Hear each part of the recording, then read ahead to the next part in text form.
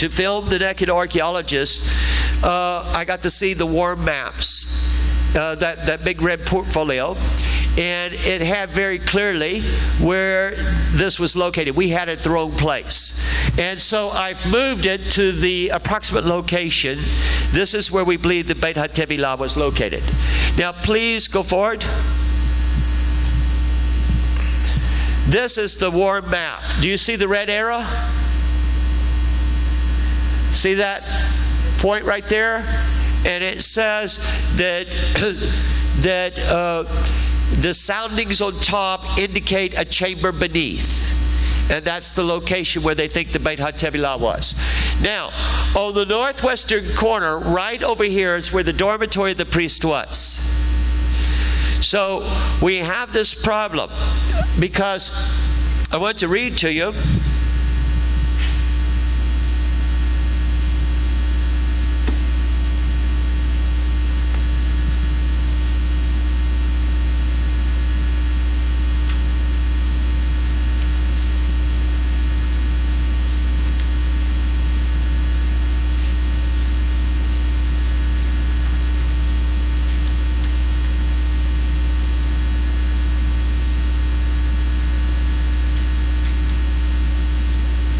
This is from Tamid 1:1. And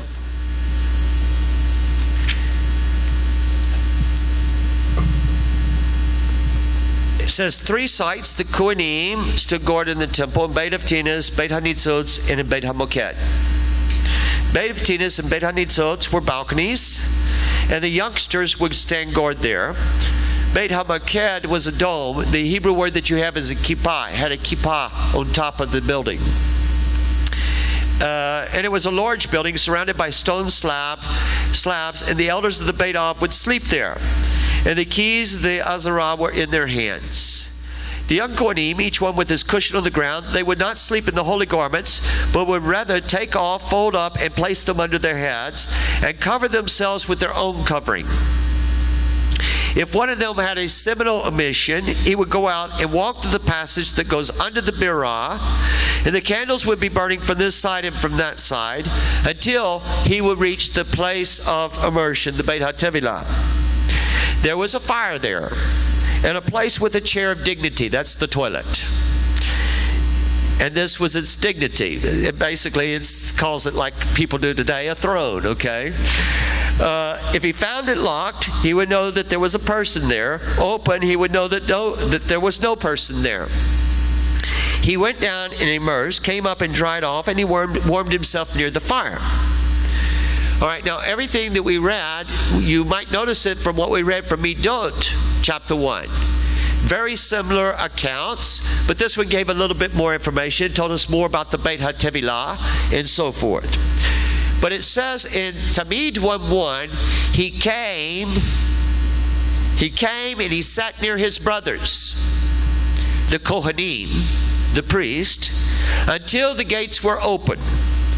He would go out and walk away. So now I need to tell you some more.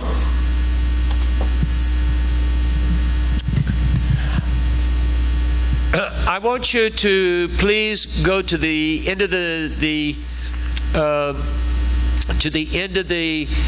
presentation. Go way down, like next to last slide, somewhere right around there. Can you do that? Yes, excellent, most excellent. Here's the temple building. All right, here is the Kel, right here. You see it? This is the stairway that's going up to it. Now, actually, there were no steps on the western side, but we just have it drawn in to make it easier for people. And we had these very large buildings like this on the corners. This one is the Beit HaMoked. Right along here is where that Tunnel 31 is. Right over here is where we believe the Beit HaTevilah was. Now, we have a problem. The problem is that a building or a gate that opens onto a courtyard has the sanctity of that courtyard. That is true for every building and every gate opening onto the Azarah, except the ones on the east, the Shor Nicanor and its 2 wickets. They have the sanctity of the court of the women. Remember, the higher the court, the more the restrictions. So you have this problem.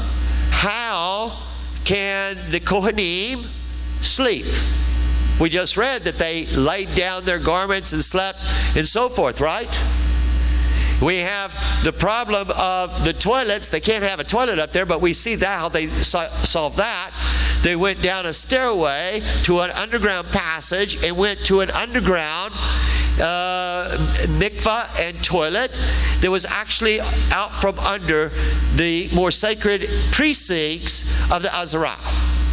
So let me explain. This building right here, the dormitory of the priest, the Beit HaMoked, has the sanctity. The term for sanctity is Kedusha. You know the word Kiddush, you know the word Kadosh. It has the Kedusha of the Azarah. But that doesn't help us. There is another rule. This second rule is if the building opens to the Kel on the other side, then in that end of the building that opens to the Kel, even though the entire building, because it's connected by a roof, has the Kedusha of the Azarah, then on that end that opens to the Kel, then it has the rules of the Kel. So this necessitated that they have markers to indicate where the building changed sanctity. Are you following me? That's very complex. These are called the Rashi Pispasim. So let me read to you. Yes, that's the little thing sticking out of the wall.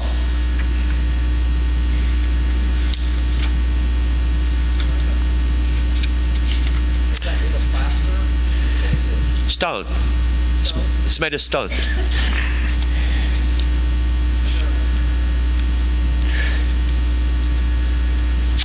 Okay, so I want to read to you Midot 1:5. Midot 1:5.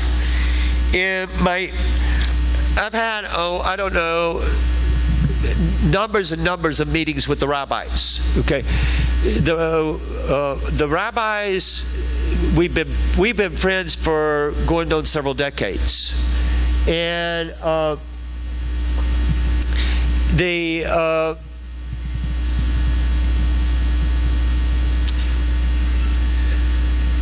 we have had three major meetings where I went to Israel specifically and only to have a meeting with the rabbis. And the first of those three meetings, this was a major point that I presented to them. So I'm going to read this to you.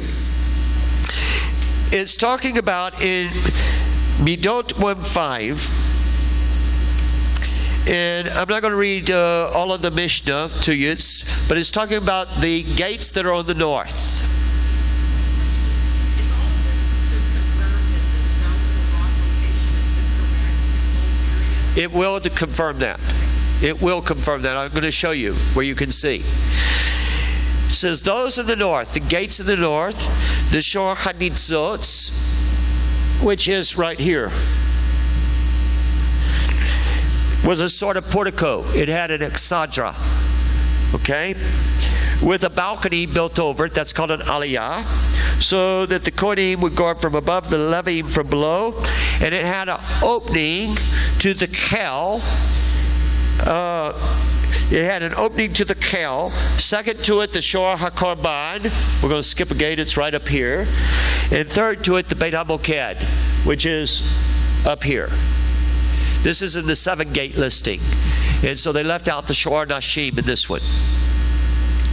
But did you notice that it made the statement that the Shor HaNitzot, or the Beit HaNitzot, had an opening to the kel? Did y'all catch that? Now, let me read to you here.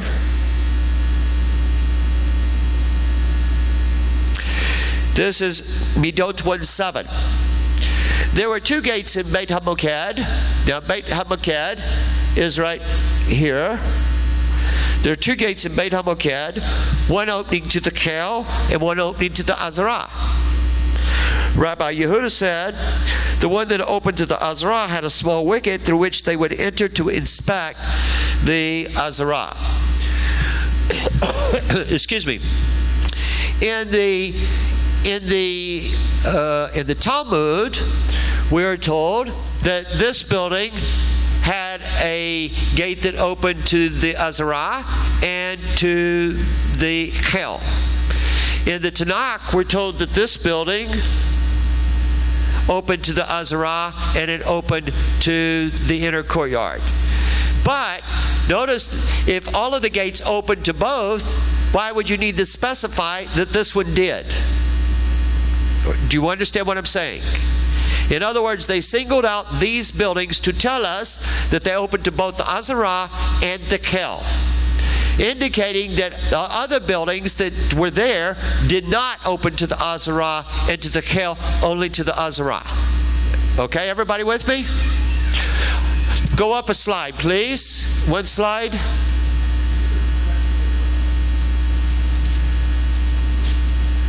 Go up another slide. Until I tell you to stop.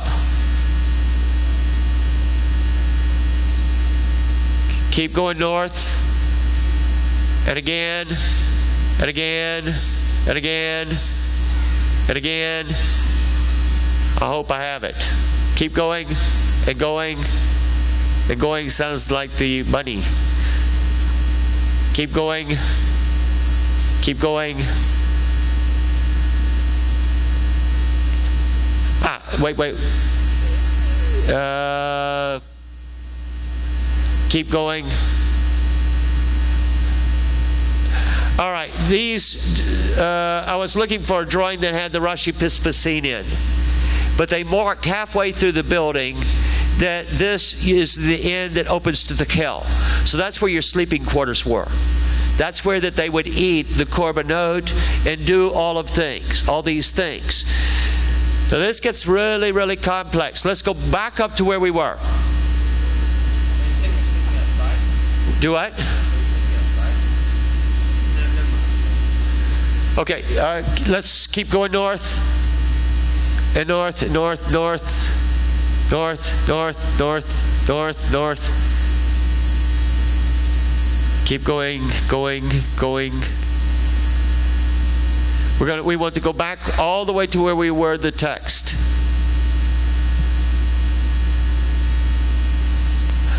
Here's where we were.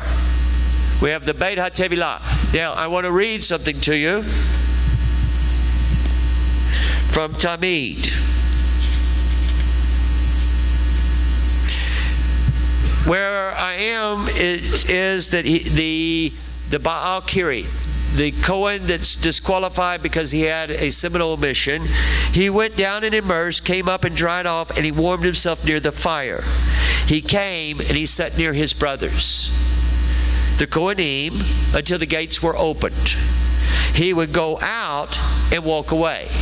Now in Midot, we're told that he went out through the passage that went under the Kel. Okay? We have a problem because he is a Baal HaTumah, means that he is a master of impurity.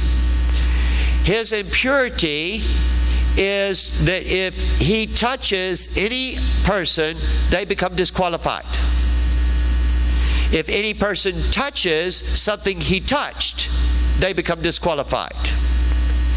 If he is close enough that his breath will be on them, they're disqualified. Secondly, we have the problem that the buildings overall have the Kedusha of the Azarah, and a Baal Kiri is not allowed there. So for 1,800 years, the rabbis had all kinds of commentaries to try to prove this point. So I want to show you, we figured it out. When we met with the rabbis on this, it blew them away. So let's go forward now. We're going south now.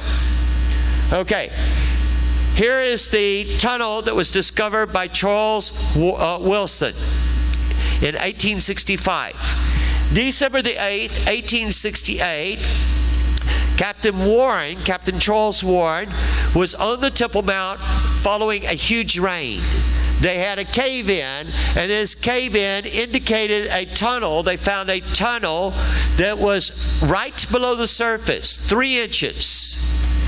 And we, from the measurements of the PEF, we knew that every tunnel, I might give you the wrong digit here, but I think it's 19.3 inches was the width of the tunnels for the temple period. They were all the same. This tunnel was 19.3 inches. This tunnel was 19.3 inches, or it might be 18.3. I can't remember the numbers. But what we knew is that both tunnels dated from the temple period by their measurements. Okay, so let's go forward. This is the tunnel discovered by Charles Wilson. The tunnel has a barrel shape to the roof. You can see numbers 5 and 4. Those are the well shafts that were sunk at a later time, converting this into a cistern. Down here, this is the northern end, was walled up. But Captain Wilson discovered something unusual that was found in no other tunnel under the Temple Mount. Benches. Benches were along the southern and the western walls. So the question, the tunnel dead ends right here. I mean, it is Herodian stone. The question, why did they have benches? So let's go forward. The Kohanim that were disqualified did not go back and sit in the Azarah. They did not go back up to the Beit HaMoked, where they had the potential to disqualify all of the other priests, and they themselves were not allowed. They rather went by underground passageways to that tunnel, sat down on the benches with the other Kohanim that were disqualified. They waited till the gates of the temple were open. They got up, proceeded to the north. Now, what we're looking at here, this is a drawing by Captain Warren. And you're able to see the tunnel that he described. It is only 3 inches below the surface. And this is the level of the Muslim platform. This is the level of the bedrock. There was quite a bit of debris in it. Please go forward. So here is what we believed. By the way, there were 4 rooms that were attached to this. These are called bays. And they discovered a door in the most eastern of the bays at the southeastern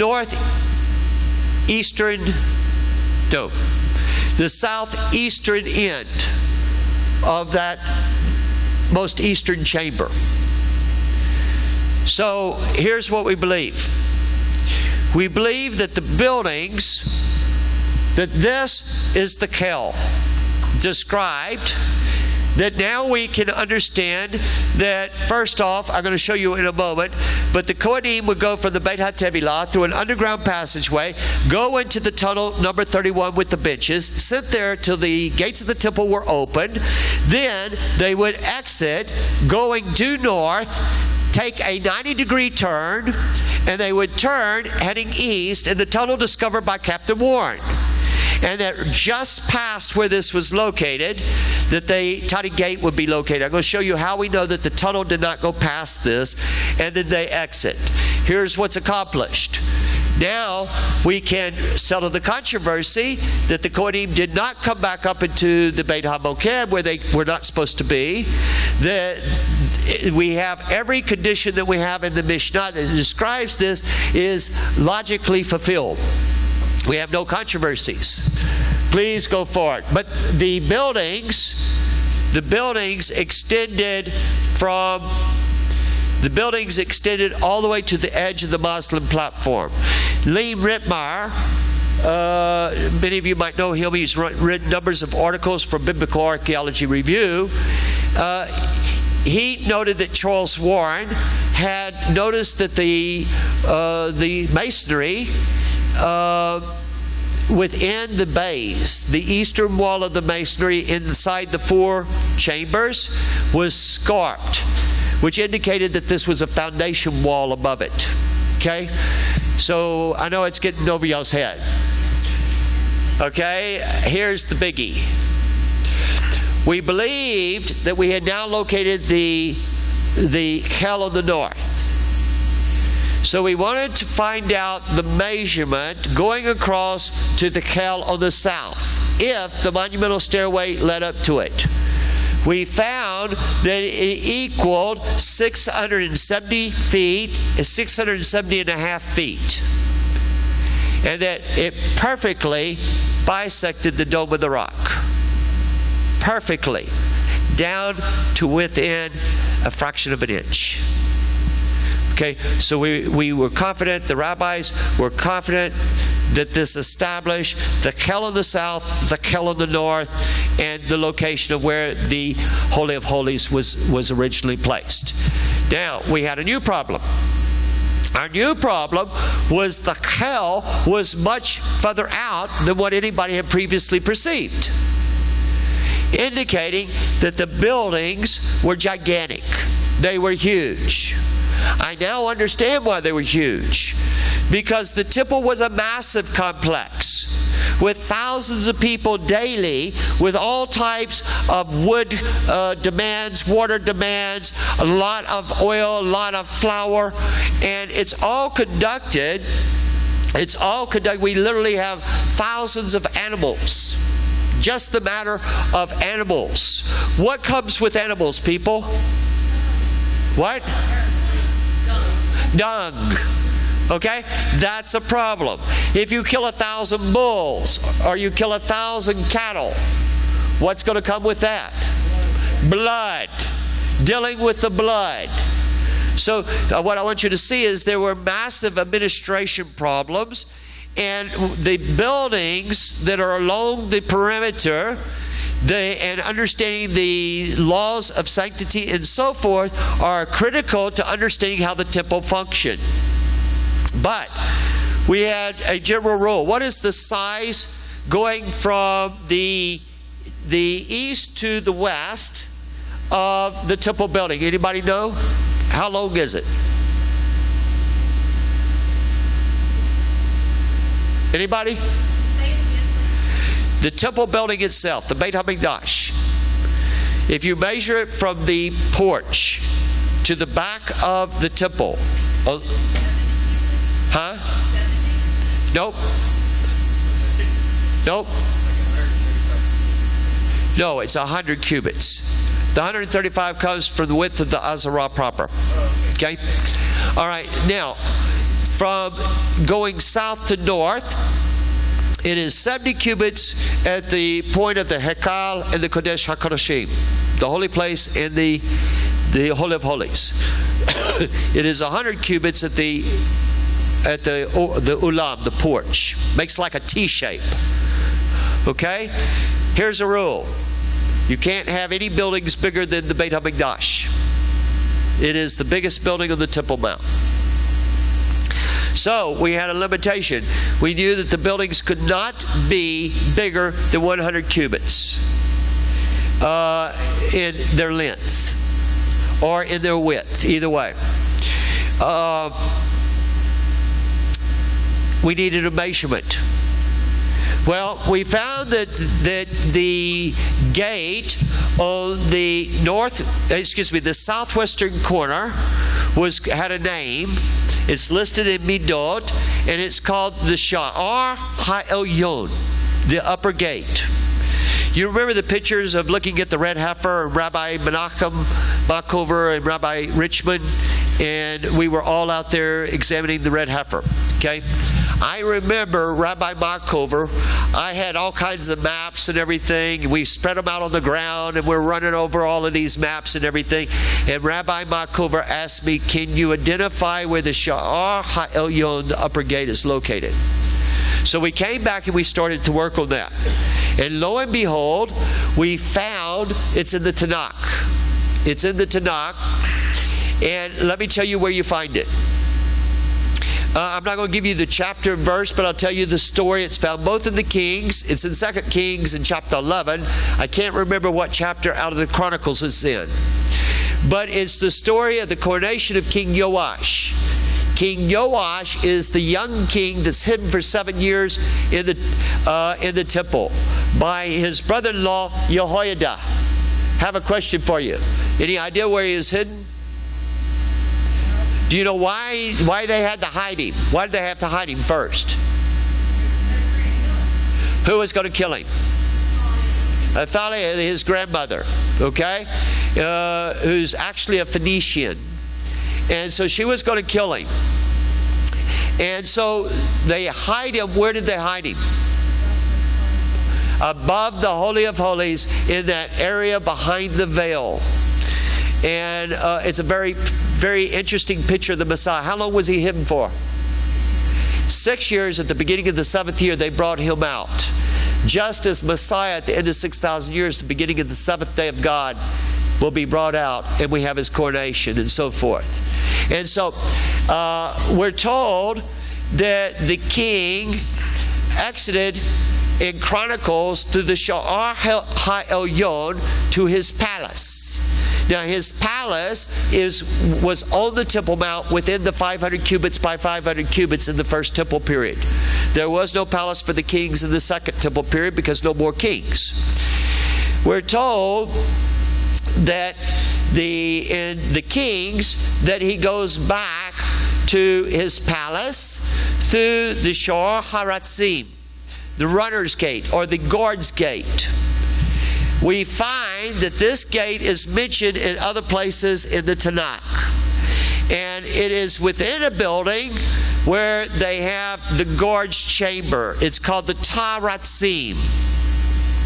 Ratzim means infantry. The Taratzim, the guard's chamber, is where the armory is. Now, the armory is mentioned at the time of King Solomon. Yes? I just wanted to make sure that you're talking about the gate behind the runners in 2 Kings 11:6. That's it. That's it. The actual word there where it says behind is achar. The sha'ar achar haratzim. The achar means to the west. Okay? But they translate it sometimes behind. So at any rate, we find that the armory is described in Solomon's original construction. It's mentioned again at the time of the king Rehoboam. And it's within a building that is called the Beit Yair HaLevanon. Anybody know what that is? No? The house of the forest of Lebanon. And guess what? Both in the Tanakh and Josephus give us the measurements for this building. It's 100 cubits by 50 cubits. So we had the measurements for all the corner buildings. They were 100 cubits by 50 cubits. All right, let's go forward. I need to tell you about the other theories. Why the northern theory will not work. When you put the buildings on the north, when you put the buildings on the northern side of the Azarah, Asher Kaufman's theory, the northern theory, he has the building, the temple building, placed over a dome called the Dome of the Spirits. He has it lined up with the eastern gate that is walled up, that is sealed.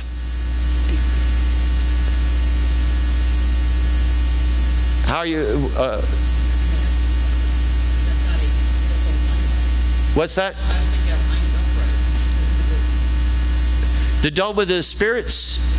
The Dome of the Spirits lines up with the eastern gate that is there now. No, not 90 degrees. It lines up in a straight line. Straight line. Okay.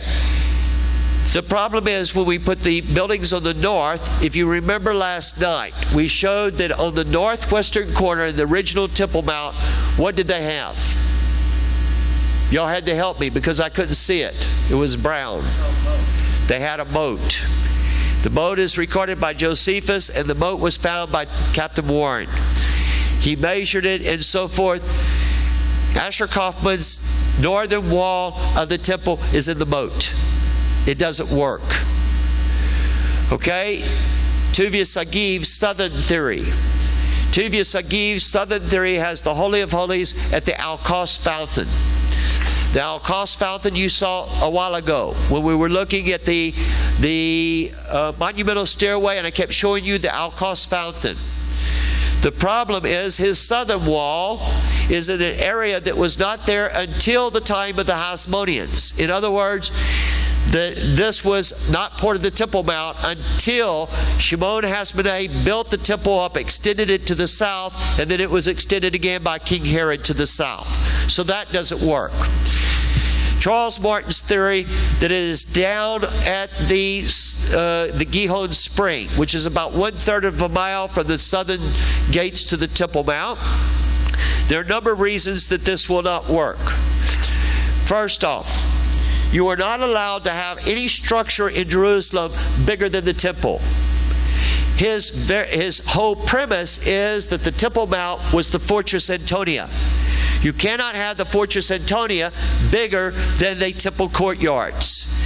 His temple courtyards are very small, so small that you have a cubit that is like 7 inches. Okay? It doesn't work. It does not work. You only have 14 acres to go across the whole area up there. There's just not enough room for it. And so I mentioned that we are able to establish, we know the tunnel systems, we know the cisterns, we are able to identify numbers and numbers of cisterns and the buildings that were above them. So we know that the Temple Mount was located exactly where it is.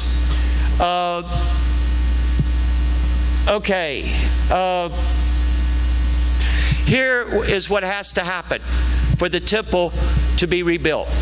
They have to have a red heifer, and it has to be slaughtered. This is not so easy, because the easy part to me is get the red heifer. But the red heifer has to be slaughtered at a place called Har HaMishah, which is on the Mount of Olives. How many of you have been to Jerusalem? Mount of Olives, what did you notice about it? No, it's not. It's not far away at all. It's a big valley, but then they have to have a bridge across it. And that red heifer cannot be led. She has to walk on her own over there. Okay? But what about the Mount of Olives? Biggest graveyard in the world, by the way. Biggest graveyard in the world. Do you know why? On the Mount of Olives, those are Jewish graves, because Jewish belief is that the resurrection will begin at the cave of Machpelah in Hebron with Abraham, Isaac, Yaakov, and their wives. But then the next place that it will occur is in the Mount of Olives. And so that's why Jews from all over the world choose to be buried on the Mount of Olives. Okay. The ones on the eastern side, the western side, over by the Temple Mount, those are Muslim. And, okay, what's the second thing about the Mount of Olives that's significant? It's what? Yes, it's controversial, but who lives there? Palestinians. It's almost totally Palestinian. Do you think the Palestinians are anxious to see the temple rebuilt? Do you think that they might take a shot at a red heifer? You wouldn't even have to hit him. All you have to do is make it run, and if it runs into the wall, it's going to be disqualified. So, or run down the bridge and touch it inappropriately, and it's disqualified. The water has to be drawn from the Shiloh pool. The Shiloh pool is in the Silwan. Silwan, what's significant about the Silwan? What kind of neighborhood is it? It's an Arab neighborhood. It's an Arab neighborhood. It is bordered by a mountain going up on this side called Abatur. Abatur. Abatur is the roughest Arab neighborhood in Jerusalem. My wife and I, Debbie, by the way, she really wanted to come up here. And up until Wednesday night, she was coming with me, and my daughter, Yael, got sick. And she had to stay home. But she wanted me to convey to you how much she wanted to come. But my wife and I, we were married in Jerusalem. And the next day I told her that I was going to take her somewhere special. And so she got all dressed up and everything. She thought we were going to a nice restaurant or something. I took her to Abatur, and we climbed down the cliff. We had to bribe this cab driver because he was afraid to go into Abatur. And we told him, don't worry, the terrorists sleep during the day because they work at night. And but we went. I took her to the tomb of of Ananias, which is the high priest, or the father-in-law of the high priest at the time of Yeshua's trial. And it's a chicken coop and a dump today. And so it's really funny. At any rate, Abatur is the worst neighborhood in Jerusalem, and it overlooks the Shiloh pool. So we have this problem of you don't want the red heifer to be disqualified or killed.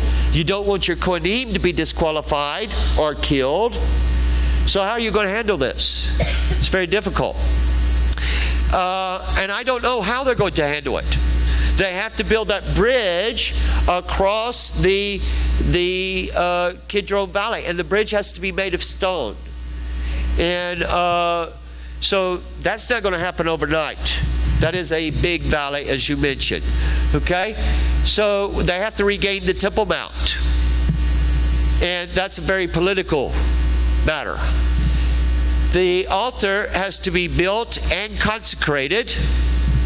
That will be the first item that they place there. That's in Ezra chapter 3, verse 6. The areas of Kedusha have to be determined. This is absolutely essential. This is the part, that's where my research is, and this is what has not been accomplished by the rabbis yet.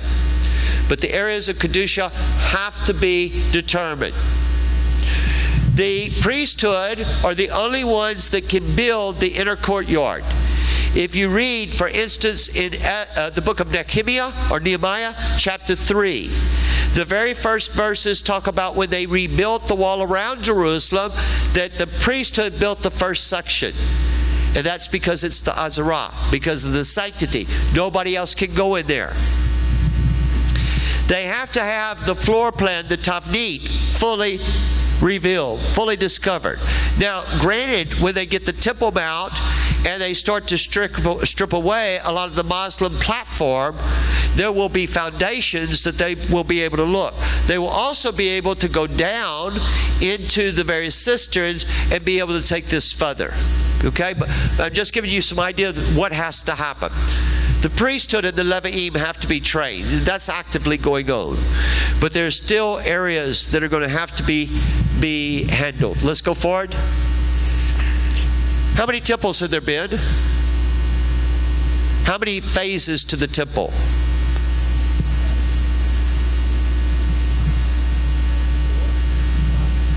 That would be temple and tabernacle. How many did you say? What's a phase? Phase? Okay, for instance, the tabernacle. Was it the same from the time of Moses to the time that they built the temple? 4. I'm going to say 4. There's 8. Okay. 8 phases. 2 is right. Times 2, yes. You have the Mishkan in the wilderness. Maybe people would like to see that. Yeah, there's a picture from the Temple Institute of the bridge across the Kidron with the red heifer. By the way, Rabbi Richmond is one of the leading authorities on the red heifer. He's very good on it. Very good. The tabernacle, how many phases did 2. really? So the other 6 was with the Temple. I'm going to give them to you now. So you have the Mishkan in the wilderness, which had it had the coverings, the cloth and animal. You have a particular animal that we don't know what it was. It's called the tahash. And then you have the curtains that surrounded the courtyard. When they come across the Jordan River, the Jordan River, the Mishkan is going to be at several different locations. And the Mishkan is now called biblically by a different name. It's called Hekal. Hekal, which means a temple. It had a porch. It had now 3 sections: a porch, it had a porch, it had the HaKodesh, and it had the Kodesh HaKodeshim. You might remember that Eli the Kohen fell off the porch. Okay? The Ulam. They are excavating at Shiloh right now. This is the location where the Mishkan was at for the longest period of time. It was there for several hundred years. And it's very exciting that they are excavating there. You might want to listen on my website in October. I'm having the former mayor of Shiloh at my office. His name is David Reuben, and we'll interview him. I'll get him to tell about the excavations at Shiloh. But the walls of the building were no longer made of acacia wood or shittim wood plated with gold. They were made of stone. And the walls of the courtyard were no longer cloth, but they were made of stone. And it was still a Mishkan. It had the cloth coverings and the animal coverings on the roof. And so we have 2 phases: the Mishkan in the wilderness and the Mishkan across the Jordan. Then we have the first temple, Solomon's temple. Then we have the second temple. The second temple has 3 phases. We have Ezra or Zerubbabel's temple, which is when they return from the exile. Then your next phase is when Shimon Hasmoneh extended to the south and he renovated the temple. That's phase 2. Then phase 3 is Herod extended to the south, to the west, and to the north, and he renovated the temple again. And so we have 3 phases there. So we call these the Ezra temple, we call this the Hasmonean temple, and we call this the Herodian temple. We are going to have 2 phases to the coming temple. We are preparing to build the temple whenever we get all of these factors met. We are preparing to build. We have to build according to the Tavnit at the last temple. So we have to discover the floor plan as it was at the time it was destroyed. However, after Messiah comes, we will have the final phase to the temple, which is the Yehezkel temple, chapters 40 through 48. And it is 8 different phases. Okay?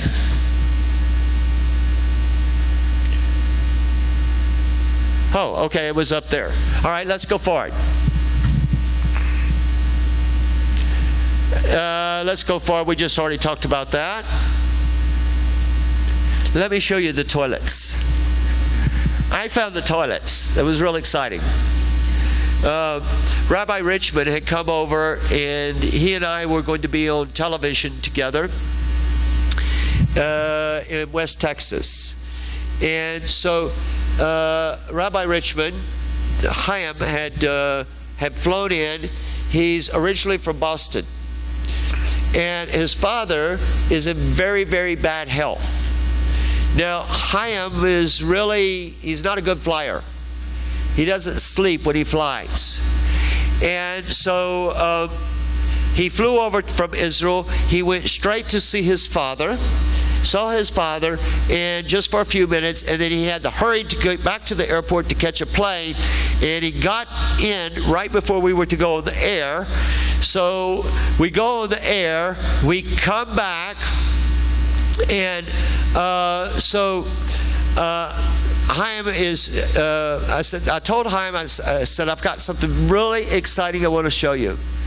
And he said, okay, as soon as we finish, come over to my room. My room was right across from his. Come over to my room and show me. And but I don't want to spend a lot of time because I haven't slept in forever, and I've got to go to bed. So anyway, my wife and I and the artist that used to work with me, Nolan Armstrong, we went over and I told him we found the toilets for the general public. And so we showed them to him, and he got down on the floor. I mean, he was sitting in a chair, but he came awake. He got down on the floor. He was excited. He did not go to sleep all that night because he was so excited about finding the toilets. So let's go forward. I want to show them to you. To go forward. Oh, wait. No, back. This was the general rule in the temple. Whoever covered his feet in the temple, this is an expression meaning that you have a bowel movement. Required immersion, so that you have to go to a mikvah. And whoever passed water or urinated had to sanctify his hands and his feet. Okay? So the hands and the feet are washed in a specific way. And then one may not enter the Azarah, the temple inner court for service, even if clean, until he has immersed himself. So this is a general rule. This means it applies to not just the Kohanim. It applies to everyone. So you have no toilets in the inner courtyard area. You have to go out to the outer courtyard. And so they have public toilets there. And let's go forward.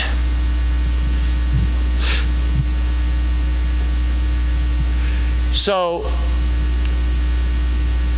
number 1 and number 2, you see these? Those have been identified by Professor Ronnie Reich of Haifa University. Professor Reich is one of Israel's outstanding scholars. He is the excavator of the Shiloh pools. He is the excavator of the southwestern corner of the Temple Mount, and he's one of the greatest authorities. Any books, articles that you ever find by Professor Reich, get them. I don't always agree with everything that he has, all his conclusions, but I'm telling you, there are certain names that you want to read what these people have, and these are your people that are in the know. Okay, but anyway, Professor Reich is the leading expert on mikvahot from the first temple. From the second temple period. And he identified these 2 cisterns right here, the red and the green. So one, we have a passageway. Do you see right here? This is a tunnel. If you're on the southern steps, there is a gateway from the temple, and it goes into a tunnel. I've been in that tunnel about 8 times. They have not allowed any non-Muslim down there since 2002, and they only allowed very, very few people in there at all in the last 100 years. But this tunnel is really exciting because it has some of the original domes that were there from the time of Yeshua. This tunnel, you come up the tunnel and you exit, and if you'll notice, this dotted line, that is a conduit. But let's follow that tunnel. Notice that we perfectly split the difference between the 2 mikvahot. Do you see that? And if we keep going straight, guess what we'll go right through? The Kodesh HaKodeshim.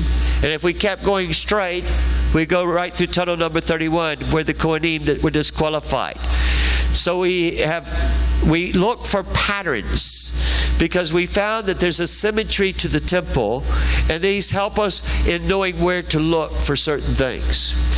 So we believe that the red, the larger mikvah, was for the men, because more men were required to be there. It is a law of obligation for the men. We believe that the smaller mikvah was for women, and of course there would have been a building surrounding this. The laws of modesty are very strict, And I can assure you that there was total separation between these groups. Now, here are the toilets. Do you see this grid of conduits? Can you see that grid of conduits? And they're divided into two sections. Can you all see that? Right there? You can't see the conduits? They're the dotted lines there. See, there's a grid.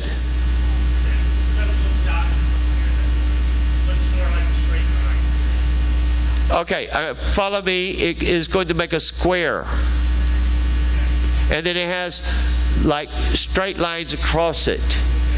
Now, what was written about it by Warren and Wilson and them is that there was a building above this that had a requirement for an inflow and an outflow of water. That water comes in and water flushes out. And it goes to a waste area. And that is basically how they define a toilet. This is the ancient toilets. Everything is in line one with the other. Okay, let's go forward. Here you can see it. Can you see the conduits? So, which do you think was the bigger section was for the women, or the bigger section was for the men? The bigger section was for the men. Because men are obligated to be there, so many more men would be there at any given time. Okay, you can see here is the men's mikveh, here's the women's mikveh, here's the toilets, here's the monumental stairway, here's the horizontal stone. Okay, so go to the next slide. This is what is written in the catalog. This is the rectangular grid of rock-cut conduits situated between the Aqsa Mosque and the inner platform is grouped under the single designation. Its unusual plan suggests that originally it may have been located beneath an overlying structure of installation with specific water supply or drainage requirements. Go forward.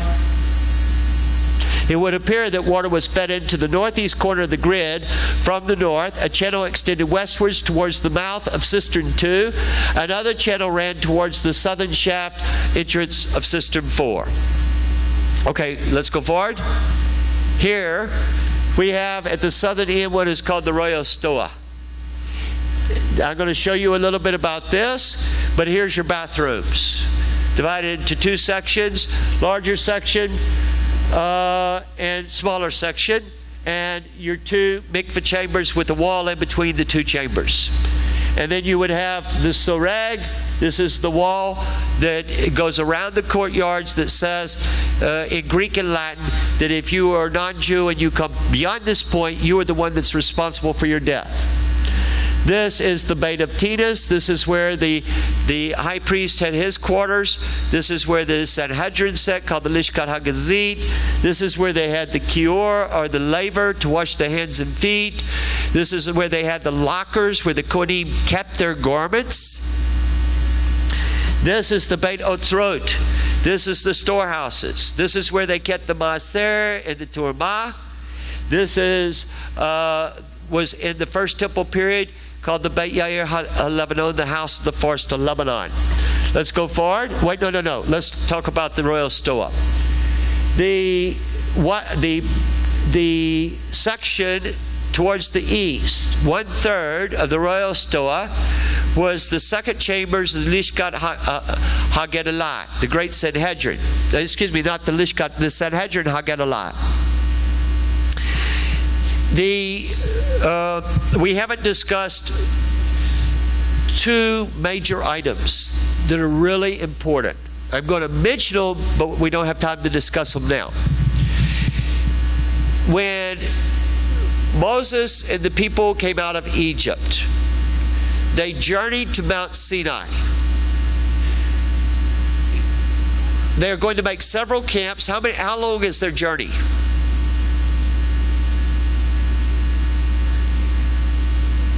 How long is their journey? To Mount Sinai, yes. 47 days, specifically. 47 days. They will arrive on Sivan the 3rd. On Sivan 6, the Hashem comes down and gives the 10 Commandments, audibly. The following day, Moshe and the elders meet, and they go up on the mountain for 6 days. And the 7th day, Moshe is taken into the cloud, and he's there for 40 days and 40 nights and receives the tablets of stone. So, during that time, the first commandments that he receives, apparently, is the commandments to build the Mishkan. That was in chapter 24. The next chapter we read is chapter 25, where we have the commandment to build the tabernacle. Now, before, when they're coming out, and from the time that he comes down to the time that the Mishkan will actually be built, he sets up a tent outside the camp called the Ohel Moed, the tent of meeting. And Moshe goes out to meet with Hashem at the tent of meeting, and then the people come out to hear what he's been told. Everybody tracking with me? You know this from the Torah. When the Mishkan is built, the Ohel Moed is moved to the HaKodesh room. It becomes one and same with the HaKodesh room of the temple, the holy place. That's the room with the 3 pieces of furniture, the menorah, the golden altar, and the table, the bread of the face. And so that's in the midst of the camp. Almost all of your laws, that are going to be big major laws, your ceremonies, there will be a requirement that is in the presence of the Ohel Moed. So the Sanhedrin is told that to give a death sentence, that they have to be in the presence of the Ohel Moed. That's why they have to be in a building that opens onto the Azarah, because of the Kedusha. I know that this is technical, but it is because of that. The priest, the man that has sarat. Okay, what is sarat? Biblical leprosy. He's called a Metzora, right? Now, I told you that all of the gates of the Azarah have the sanctity of the Azarah, except for the Shor Nicanor, right? Remember me telling you that? The Shor Nicanor, the Nicanor gate is the eastern gate to the Azarah, and that gate and the 2 wickets to the side, they have the sanctity of the Ezrat Nashim, the court of the women. I'm going to show you why. I want to show you something else first, but where's Jacob? Did he leave? All right, can I borrow you? Can I get you to go over to that wall? Now, it is approximately, my guess, about 50 cubits across here. So, this is about half of the length of one of the buildings that adjoins to the Azarah on the corners. Here's the great thing. A gate, we often picture, in most of the drawings you see of the gates of the temple, they have them as little bitty gates. Now, around my yard, I have what we call a hurricane fence. I guess y'all call it the same thing up here, right? A chain link fence. We call them hurricane fences where we are. Okay? I live in Hurricane Alley. Y'all live in Tornado Alley. So the chain link fence, you have a gate, you open the gate, you step through, it's all of 1 foot. 6 inches you can do it. A gate in the temple is actually a building. It's actually a building. So, in order to enter from the Kel, he would have to walk all the way through, double the size of this building to get to the Azarah itself. However, the good news is that when he enters the gate on this side, he already has the Kedusha of that courtyard. Let me tell you the spiritual significance of this. Let's say that you have something that you never realized before in the scriptures. You never did this before. It's a commandment. Let's say that it's Shabbat. Let's say that you've always gone to church on Sunday and everything, and then all of a sudden one day you realize that the Sabbath and that you need to be observing Sabbath. but you actually haven't done it yet.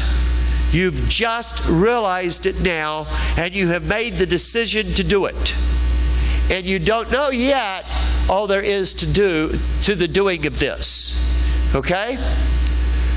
The moment that you make that decision, you already have the Kedusha as though you have been doing it all the time.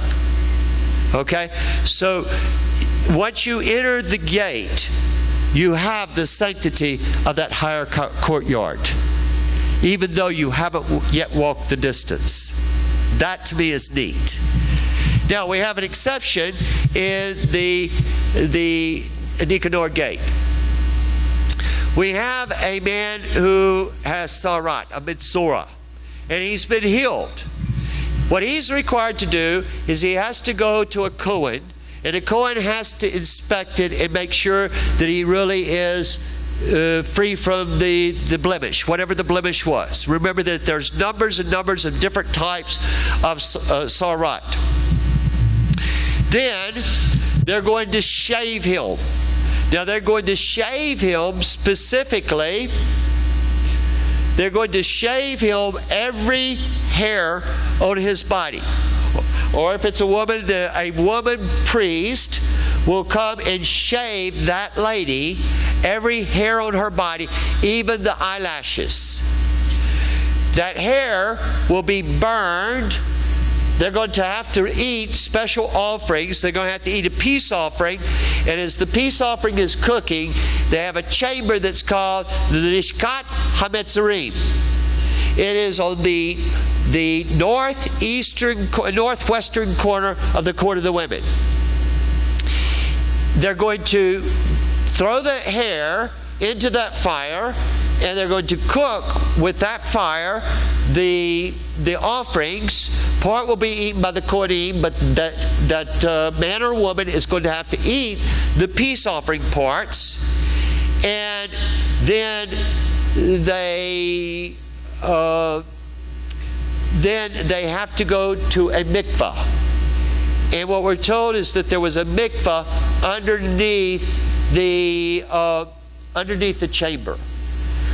Conrad Schick discovered that mikvah for us, and that we were able to locate that building. It was a major help to us.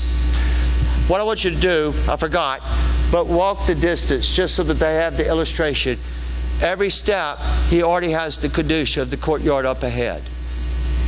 When you make a decision and you in your heart have committed to it, to move forward in the commandments, God credits it to you as though you have already been doing it.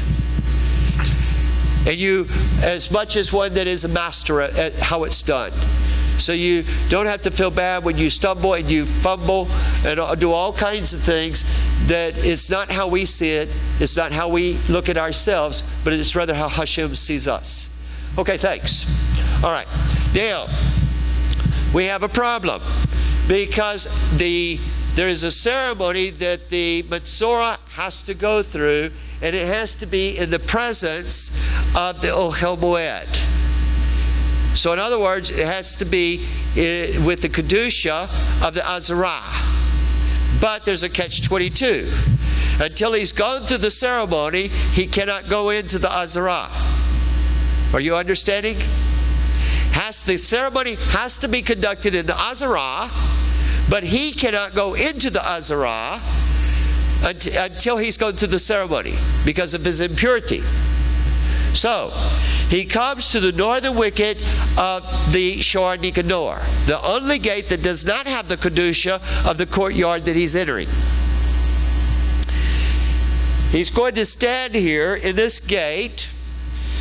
Very definitely his toes are inside the gateway of the Shor Nicanor, the wicket on the north. He takes his right foot, holds it up, he's barefooted, and he holds it up, extended over into the Azarah, and he has better balance than I do probably, and they put blood and oil on that toe. Then he sticks his thumb through, and they put blood and oil on his thumb. Then he puts his head in, right ear up. They're going to put a drop of oil and a drop of blood, and if you take your finger and you go straight in, that's where the blood and the oil goes. But his head is in the Azarah, his thumb is in the Azarah, his foot is in the Azarah, but he's not in the Azarah. And that's how that's performed. All right? And so the beauty of learning all this is that it comes to life for you. You're able to see it. You're able to understand it. Now, the Lishkat HaGazit, the chamber of hewn stone, is where the Sanhedrin sat. They sit in the end of the building that opens to the Kel, because you can only sit in that end. A judge, based upon chapter 18 of Shoftim, of Exodus, they have to sit to render judgment. It says that Moshe sat and judged the people while all the people stood. So they have to sit and to give a death sentence. There are like 5 categories that they can only give if they are sitting in the sanctity of the Ohel Moed, or the sanctity of the Ohel Moed, the tent of meeting, or the Azarah. Okay? If they, for any reason, move out of those chambers, they cannot give a death sentence. So the Sanhedrin Gedolai had 3 sets of chambers. One is in the inner courtyard in this building, the Lishkat HaGazit. This is the building called Beit of Tinas. The second is in the royal stoa. Now, notice that the royal stoa is outside the 500 cubits by 500 cubits. That's the 500 cubits. So it does not have the Kedusha of the 500 cubits by 500 cubits. That is where, in the year 30 Common Era, due to Pontius Pilate having slaughtered a number of people, they protested, and the Sanhedrin moved out of their quarters of the Lishkat HaGazit. That is why Yeshua was not able to be tried before the Sanhedrin, and that's why the Ananias and Caiaphas sent him to Pontius Pilate, because only Pilate could give a death sentence. The other 2/3 of the royal store is called the Bazaar of Hanan. Hanan is the Hebrew way to say Ananias. And he was very crooked. He was the most powerful man in Jerusalem. The Bazaar of Hanan is mentioned numbers of times in the Talmud, and never in a complimentary mode. The high priesthood was sold by the Romans. Whoever had the high priesthood, they were able to charge concessions. It is not a problem that you had the money changers. That's not a problem. You needed money changers. Why?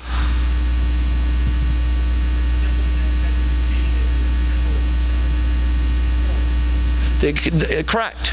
You couldn't have images of people or animals on the coins.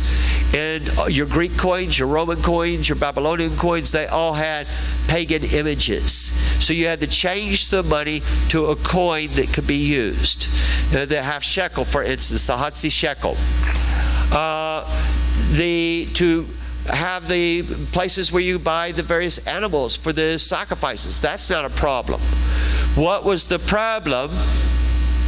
How many of you watch the Super Bowl?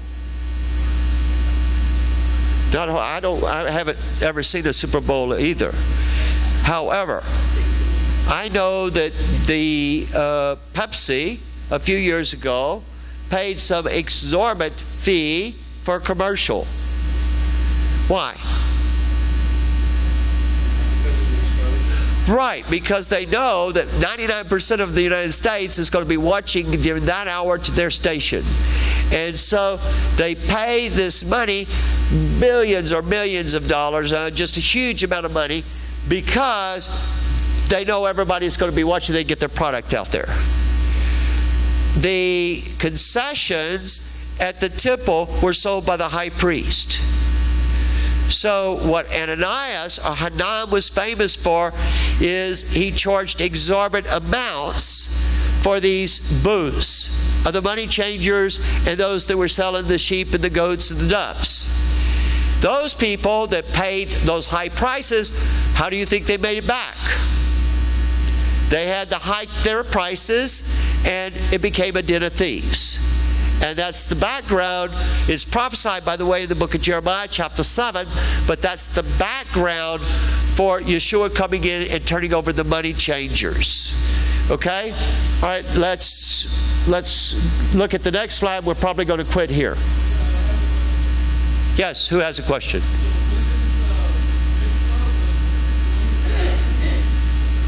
When does what? The women's mikvah what? He's saying the women's mikvah is joined to the bathroom when they're joined. No, the women's mikvah, yes, that's the way Nolan drew it. I don't know that that's correct. I thought that this was all part of the bath. It's possible that it is because the smaller section of the toilets is on this side. That's a possibility. I don't know. It's a pretty big area. That bathroom, by the way, is about the size of this room. It's huge. Yes.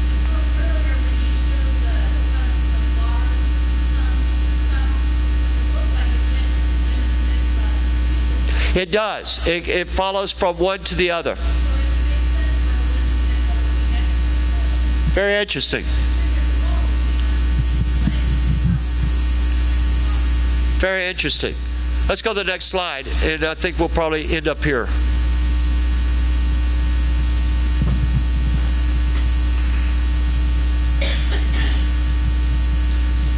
Two years ago, I was in Israel in the summer, I think. Not sure. 2 years ago? Yeah. I had a meeting scheduled with the rabbis to present the information on the corner buildings. I went with my group to Shiloh to see the excavations of the Mishkan. David Rubin took us around. We did all kinds of stuff. So anyway, that night we left there and we drove to a kibbutz, Kibbutz Lavi, which is an Orthodox kibbutz with a hotel, and they welcomed my people. We don't go in like tourists. We go to the Orthodox synagogue services. We have Havdalah with all the Orthodox groups. We eat with, we do the full, during Shabbat, everything that everybody that lives there does. And that is, we do that just about every trip. And so it was Friday morning that we went to Shiloh, and then we went from there to Kibbutz Lavi. On Tuesday, on Monday we were going to Jerusalem, and I had a meeting with the rabbis on Tuesday. Friday night, the Kibbutz Itamar, which is not too far from Shiloh, a terrorist came in and cut the throats of a family,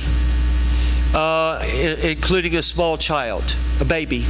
Y'all might have remembered this, heard of this. Well, Rabbi Richmond's brother-in-law is the mayor of Itamar, and his wife, Rena, that is her brother. And the family that was killed were personal friends of theirs.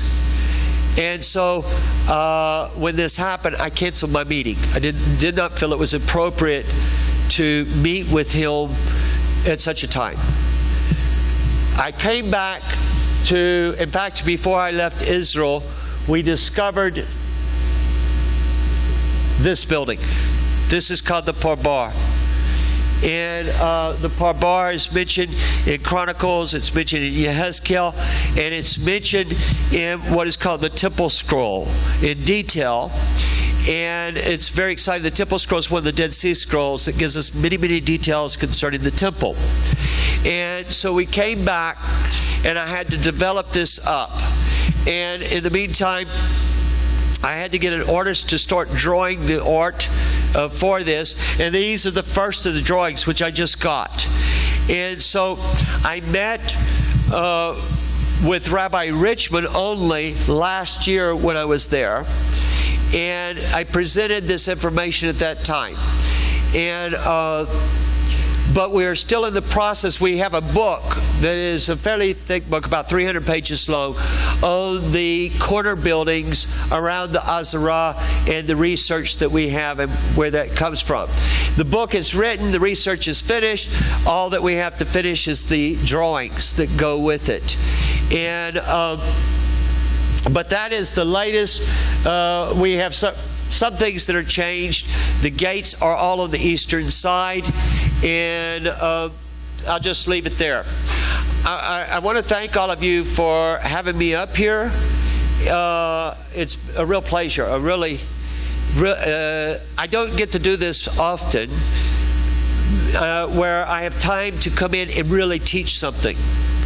And I know it's tiring. I know you're tired and exhausted. But the idea is, why go to teachings unless you can really learn? Why go and just hear a teaching to tickle your ear?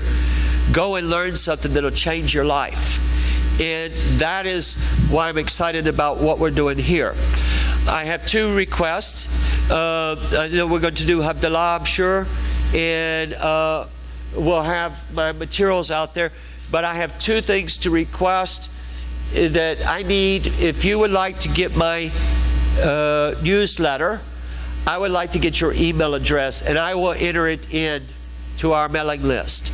And also, we are hoping to increase our exposure, and I am a creature of the 20th century at best. And I'm not good at technology and so forth. And but I have just started going on Facebook and doing a Facebook site. And we just started this a few weeks ago. So I'm going to ask you to go to our Facebook page and look at it, like it, and share it. That will help me get our exposure. Yes? To get Twitter, you need to take a bird, throw it 48 feet into a hole. That's how you open up a Twitter account. That's how you, yeah, I've got a Twitter account. I'm trying to master Facebook first and then improve my website. I don't know anything about Twitter yet. Thank you.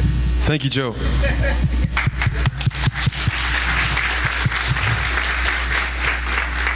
Okay, so it's a little after 9.